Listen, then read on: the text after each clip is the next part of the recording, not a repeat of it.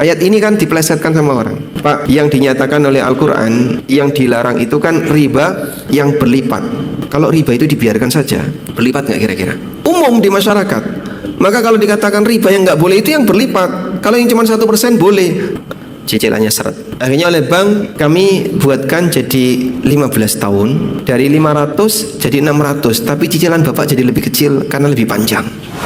Bismillahirrahmanirrahim. Az-ziyadatu fid dain muqabil al-ajal riban. Tambahan utang sebagai ganti dari tempo pembayaran adalah riba. Diperpanjang tapi ada penambahan, itu riba. Al-Qurtubi mengatakan, kaum muslimin sepakat akan hal ini.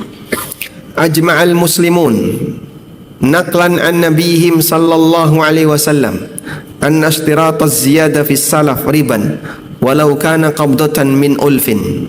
Kaum muslimin sepakat bersumber dari keterangan Nabi sallallahu alaihi wasallam bahwa mensyaratkan adanya tambahan dalam utang adalah riba meskipun hanya segenggam pakan ternak. Maka riba kecil itu tidak boleh. Dedek sak genggam ini regane pira, Pak? Tahu dedek? Segenggam pakan ternak ya. Gratis. Apalagi pas korban ya. Insyaallah. Ramung dedek Pak, daging nyakup. Sehingga yang seperti ini aja hukumnya dilarang. Dan kata Al-Qurtubi dengan sepakat ulama. Nah, disinilah Anda bisa lihat kaidah ini erat kaitannya dengan hantu inflasi. Orang kalau sudah mengalami inflasi, apa yang paling dia takutkan, Pak? Cek harga dolar. Masya Allah, bolak-balik ngecek harga. Sampai lu ngapain? Ding desa ora ono dolar kok. Kok dicek terus. Di Sidoarjo ada. Merasa selalu dihantui dengan ancaman inflasi. Orang di zaman sekarang selalu mengukur time value of money, nilai uang yang selalu tergerus. Rupiah turun terus. Akhirnya dia merasa, lah kalau kayak gini saya nggak dapat apapun kan rugi saya. Karena itu Islam menyadarkan. Jadi alasan orang, kalau kamu ngutangi orang lain, anggaplah 10 juta, 20 juta, itu kan masih di angka kecil ya. Kalau sampai angka miliar, terus tiba-tiba nggak dapat apapun, 1 miliar bertahan di rumah orang selama 1 tahun, kau dapat balik sama 1 miliar, kau rugi. Waktu uang kamu hilang, dan nilai waktu uang yang hilang tadi membuat uangmu turun, kau rugi. Maka kita sampaikan, ya kalaupun rugi dari sisi materi, tapi untung dari sisi pahala. Jadi nggak ada istilah rugi kalau urusan pahala ya. Karena memang niatnya dari awal adalah sosial dan menolong, bukan niat dari awal untuk cari keuntungan. Jadi kira-kira kalau ada orang yang memberi sedekah senilai 10 juta, rugi nggak, Pak? Aku rugi telah sedekah 10 juta. Ada kayak gitu, Pak? Ya? Tidak ada. Orang tidak akan berpikir kalau dia rugi 10 juta ketika dia sedekah. Maka Anda jangan berpikir yang sama ketika Anda ngasih utang ke orang lain. Ya anggaplah misalnya 1 miliar ternyata balik 1 miliar ya, seharusnya 1 M selama 1 tahun ya, anggaplah jadi 1 M 10 juta. Ya, Anda sedekah 10 juta. Tapi duit Anda balik utuh. Disinilah Nabi SAW mengatakan, kullu qardin sadaqah. Semua utang itu sedekah. Agar orang sadar bahwasanya yang dia cari namanya sedekah ya, resiko materi, tapi keuntungan pahala. Jangan berpikir resiko materi lagi, karena yang pasti akan ada resiko materi itu. Tapi yang kau cari adalah pahala. Dengan memahami ini, tidak akan ada istilah menghitung nilai waktu uang. Karena seorang muslim memberikan utang kepada orang lain, prinsip dia adalah membantu dan beramal, bukan cari untung. Ini beberapa penerapannya tentang sistem bunga berbunga, compound interest. Jadi utang bertambah karena bunga, nanti ini dibungakan lagi, bertambah lagi, akhirnya nggak ada ujungnya. Walaupun 1%, tapi kali 100 bulan, 1% per bulan, kali 100 bulan, jadi 100 kali. Disitulah Allah Ta'ala melarang, ya ayyuhalladzina amanu la ta'kulur riba adha'afan mudha'afa. Wahai orang yang beriman, jangan kau makan riba secara berlipat ganda. Ayat ini kan dipelesetkan sama orang. Pak, yang dinyatakan oleh Al-Quran, yang dilarang itu kan riba adha'afan mudha'afa, riba yang ad'afan, yang berlipat. Baik Mas, ayat ini menegaskan riba yang dilarang yang berlipat. Kalau riba itu dibiarkan saja, berlipat nggak kira-kira? Ya pasti berlipat, walaupun 1%, 1% per bulan. Ya, 1% per bulan kali 100 bulan kan berarti sudah 100%. 100 bulan itu berapa tahun? 100 bulan. Ya. 8 tahun. Kurang lebih 8 tahun. Utang di waktu 8 tahun, pendek atau panjang? Orang KPR itu 15 tahun loh. Berarti umum di masyarakat. Maka kalau dikatakan riba yang nggak boleh itu yang berlipat. Kalau yang cuma 1% boleh, 1% 8 tahun berlipat sudah. Dan transaksi riba rata-rata ada yang sampai 15 tahun, umum itu. Maka bukan masalah berlipat dan tidak, karena riba itu ketika dibiarkan terjadilah compound interest seperti ini, maka nanti akan berlipat. Selanjutnya, menaikkan harga kredit setelah jatuh tempo. Dalam istilah bank ini disebut dengan restrukturisasi akad, restrukturisasi transaksi.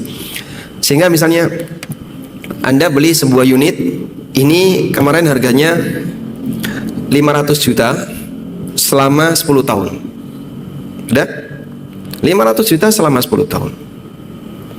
Lalu sampai di 5 tahun terjadi kendala, cicilannya seret. Akhirnya oleh bank dibuat proyeksi lebih panjang. Baik Pak, kami buatkan jadi 15 tahun, dibuat restruk ya, dari 500 jadi 600, tapi cicilan Bapak jadi lebih kecil karena lebih panjang. Totalnya 600 juta. Ada pertambahan harga disebabkan karena apa? Cicilannya yang lebih panjang. Ketika itu terjadi, maka ada penambahan karena jatuh temponya ditambah, dan itu masuk kategori riba. Baik, selanjutnya kaidah ar-riba la yajuzu qaliluhu wala kathiruhu. Riba itu hukumnya nggak boleh baik sedikit maupun banyak. Kaidah ini disampaikan oleh Ibnu Abdul Bar dalam kitabnya At-Tamhid Syarah Muwatta Imam Malik. Ibnu Qudamah mengatakan, ma jarar riba fi kathirihi jara fi qalilihi. Semua yang berlaku riba dalam jumlah besar juga berlaku riba dalam jumlah kecil. Kaidah ini semakna dengan pernyataan Ka'b al-Ahbar. Lihat ini. Li an azniya 33 zanya. Andaikan aku berzina sebanyak 33 kali. Ahabbu ilayya, lebih saya sukai, min an akula riba dirhaman ya'lamullahu anni akaltuhu hina akaltuhu riban, daripada aku makan 1 dirham riba di posisi aku tahu, Allah tahu kalau aku telah mengetahui itu riba. Ya. Ini gambaran umum tentang bagaimana orang mengukur kualitas dosa. Ini bukan bicara pilihan dosa ya. Wah, boleh kayak gitu zina saja. Gagal pahamnya terlalu jauh. Tapi yang dimaksud di sini adalah beliau sedang mengukur kualitas dosa. Kualitas dosa ini lebih berat daripada kualitas dosa itu. Beda dengan gharar. Keduanya sama-sama dilarang. Hanya saja untuk gharar yang nilainya kecil boleh. Sebab manusia itu tidak tahu hal yang gaib. Maka ada bagian ketidaktahuan yang mewarnai transaksi, sehingga di situ menyebabkan orang itu tidak bisa lepas dari yang namanya gharar. Karena itu Ibnu Abdul Bar mengatakan, ar-riba la yajuzu qaliluhu wa la kathiruhu wa laysa kal gharari alladhi yajuzu qaliluhu wa la yajuzu kathiruhu. Riba itu boleh, riba itu dilarang sedikit maupun banyak. Tapi untuk gharar tidak sama seperti riba, boleh sedikit, tidak boleh ketika banyak. Gharar sedikit itu boleh, tidak jelas sedikit itu boleh. Kenapa Pak? Karena kita tidak tahu gaib. Misalnya ya, Bapak beli HP Pak, apakah dibongkar isinya Pak? Saya pengen tahu semuanya biar nggak gharar, dibongkar IC-IC-nya bongkar ya. Anda beli mobil, apalagi yang bekas. Dibongkar mestinya nggak? Apa yang Anda bongkar? Remnya dibongkar. Apakah bannya dibongkar? Untuk lihat rem? Tidak. Kapnya dibuka ya. Turun mesin enggak? Enggak. Sehingga kita transaksi seperti itu, ada banyak hal yang kita nggak tahu. Goror nggak? Terus Anda beli. Itulah contoh goror kecil, dan hampir semua transaksi kita bernuansa goror. Tapi goror yang ringan sehingga tidak dipermasalahkan oleh para ulama. Kalau goror itu tidak boleh sama sekali, kita nggak bisa akad, Pak. Ini goror, ini goror, ini goror. Coba transaksi apa yang tidak ada gorornya? Ya, mungkin ini ya, jual beli air mineral yang sudah dihilangkan mineralnya ya. Disaring pakai reverse osmosis ya. Nah, ketika Anda beli ini harganya berapa? 1.000. Kelihatan berapa mili, warnanya juga kelihatan, nggak ada gorornya. Mungkin hanya satu ini, Pak. Sisanya goror semua sudah. Selanjutnya, mengapa goror sedikit dibolehkan sementara riba sekecil apapun tidak boleh? Karena sisi bahaya riba lebih parah daripada goror. Asas riba adalah kezoliman. Maka zalim sekecil apapun dilarang. Beda dengan goror yang asasnya adalah jahalah, ketidakjelasan. Goror yang kecil hampir tidak bisa dihindari dalam transaksi, sehingga jika semua goror dilarang akan sangat merepotkan kehidupan manusia, atau bahkan mungkin kita tidak bisa bertransaksi sama sekali. Mau beli ini, ada yang nggak jelas. Mau beli ini nggak jelas. Baik, selanjutnya ini ada keterangan dari Syekhul Islam. Wa mafsadatul gharar aqallu minar riba. Mafsadah, sisi kerusakan goror lebih ringan daripada riba. Karena itu dibolehkan untuk goror yang menjadi kebutuhan masyarakat. Fa inna tahrimahu asyaddu dararan min darari kaunihi ghararan.